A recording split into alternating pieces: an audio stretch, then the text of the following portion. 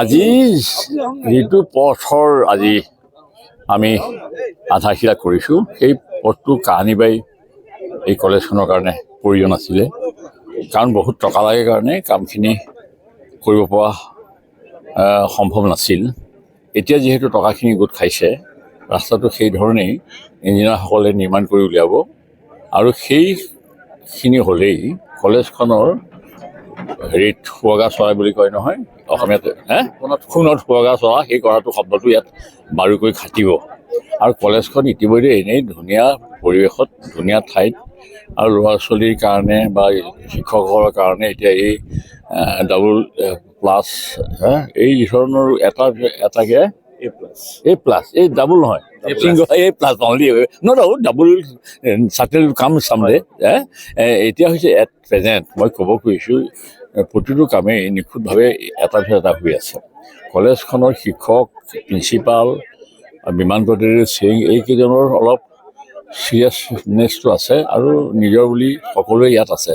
যিবিলাক বাহিৰৰ পৰা আহিছে চাকৰি কৰিবলৈ, তেওঁলোকে কলেজখনৰ লগত নিজৰ আত্মীয়তা গঢ়ি তুলিছে। সেইকাৰণে কলেজখনৰ ভৱিষ্যত সুন্দৰ হ'ব, সেইটো চবেই অনুভৱ কৰে। মই নিজেই ইয়ালৈ আহি মন্ত্ৰী হৈ থাকোঁতে জংঘল কাটিছিলোঁ আৰু মই নিজেই ইয়াত আধাৰশিলা কৰিছিলোঁ। এইটো 90 চনতে 9 বোধহয়তো মে' আছিলে। গতিকে ইতিমধ্যে সিদিনাখন আমাৰ ৰূপালী জয়ন্তী হৈ গৈছে আৰু CMও কেইবাটাও স্কিম ৰেগিষ্ট্ৰেট ধন দিছে। এটা হ'ল আমাৰ এটা হল এটা লাগে, তাৰ কাৰণে আমাৰ অডিটিয়াম হল এটা লাগে, মস্ত ডাঙৰ অডিটিয়ামটোৰ কাৰণে যিটো টকা দিব হৈছিলে এতিয়া সদ্যহতে আমাক গোটেইখিনি দিয়া নাই। 1,25,00,000 দিছে, 50,00,000 লাখ দিছে। আৰু আমাৰ এইটো এই কণ্ডাক্টৰ ছেমি কণ্ডাক্টৰৰ কাৰণেও 50,00,000 টকা ইয়াত প্ৰশিক্ষণ হ'ব। ইয়াত প্ৰশিক্ষণ হোৱা ল'ৰা ছোৱালীয়ে তাত চাকৰি পাব। সেই সুবিধাখিনি তেওঁ নিজে কৰি থৈ গৈছে। আৰু আমি বিজ্ঞান মন্দিৰটো আমাৰ এই কলেজখনকে চমকি দিব দিছোঁ, নহ'লে বেদখল কৰিব। আৰু সেই বিজ্ঞান মন্দিৰৰ এগেইনষ্টে 2জন কৰ্মচাৰী ইতিমধ্যে আছে DPI অফিচত।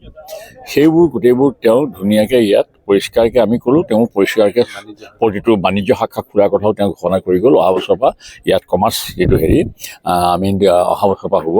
আৰু আমাৰ কলেজখন ফুল ফ্লেজ এইবোৰ এতিয়া হ'বগৈ আৰু যিহেতু বাকীবোৰ লাহে লাহে হৈ আছে, হৈ থাকিব। পথটো হ'লে কি হ'ব, ইয়াৰ মানে যিটো প্ৰাকৃতিক সৌন্দৰ্য, সেইটো সেই ৰাস্তাটোলৈ আহি এই ৰাস্তাটোৱে আহি দুইফালৰ পৰাই প্ৰাকৃতিক সৌন্দৰ্য উপভোগ কৰাৰ অন্য এক দৃশ্য ইয়াত মানুহে আহি দেখিবলৈ পাব। আৰু সেইকাৰণে যিমান পাৰোঁ আমাৰ ৰাস্তাটো হওক, আৰু আমাৰ এই যিখিনি বাঁহে চাহে বা অন্য গছে যিখিনি আছে সেইখিনি ৰক্ষা কৰি, যিখিনি কাটিব লাগে কাটিব, আৰু বাকীখিনি ৰক্ষা কৰি কলেজৰ যিটো বাউণ্ডাৰী, এই বাউণ্ডাৰীটো সুন্দৰভাৱে আমি টকা সিমান হোৱাগৈ নাই, যিটো টকা লাগে গোটেই বাউণ্ডাৰীটো ঘেৰিবলৈ বহুত টকা লাগিব।